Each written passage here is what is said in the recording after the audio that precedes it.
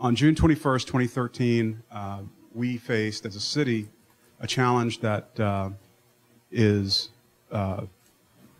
what other cities only train for and actually never see. We had been training for active shooting incidents for years, here, in my former department, policing in general. That day, our training paid off. Within 1 minute of the first 911 call, we had an officer on the scene to work with the citizens on the scene that diverted the attention of the shooter and diverted the shooter himself from going into a couple of very large stores that were very, very crowded. He had a lot of ammunition. He was prepared to do a lot of damage. Our officers intervened and eventually shot the suspect. It was a situation that they've been recognized through the police department. They got the Police Cross, and that's the highest award that we can give the officers.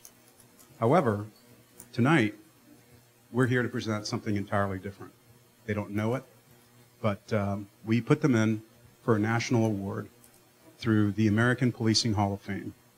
The American Policing Hall of Fame has certain levels of awards and recognitions for officers. The highest award is the Silver Star for Bravery.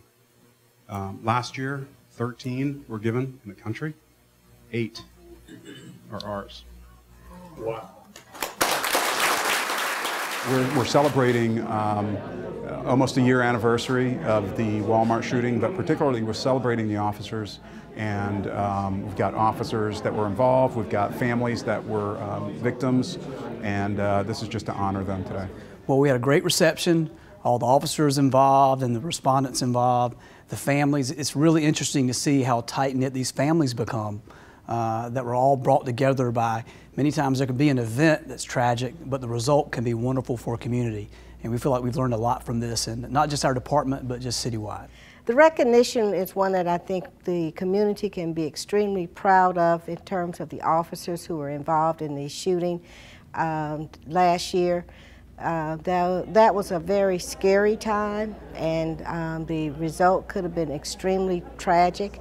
And I'm very proud that these young and in many cases, very inexperienced officers, all the way up to the very most experienced, were able to come in and to handle the situation and avoid the kind of tragedy that many communities have seen.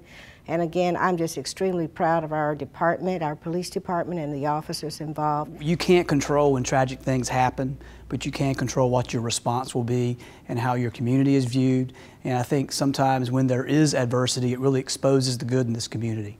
And this is one of these things that should be celebrated.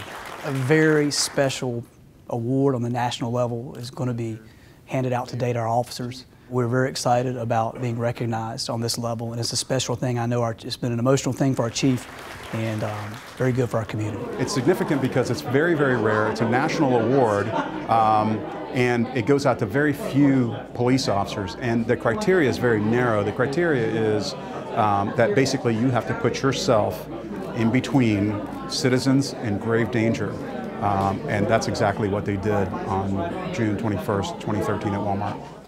I think it's always important to chronicle the events of the times, whether or not they're tragic or whether or not they're events that we celebrate. I think that it's part of the healing process, and I'm just pleased that, you know, a year later we can come back and basically feel good about what's happened and recognize the tremendous recognition these officers have been getting at a national level for their bravery.